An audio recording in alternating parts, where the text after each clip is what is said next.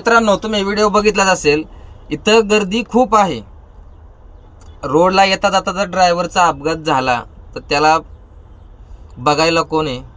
कोणीच नाही. इथं ना इथल्या पार्टीवाल्याचा संबंध, ना ट्रान्सपोर्टचा संबंध. ते बोलते तू तिकडे गेलता कशाला. पण मग खायचं काय हा प्रश्न येतो निर्माण होतो.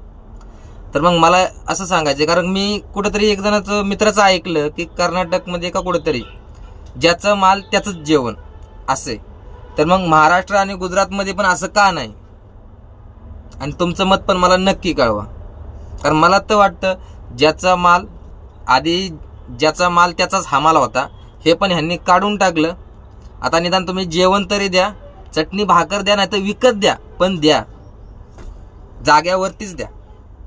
असं रोड क्रॉस करून जर उद्या अपघात झाला तर यात कोणाचं काय जाणार नाही, बिचाऱ्या ड्रायव्हरचं नुकसान होईल.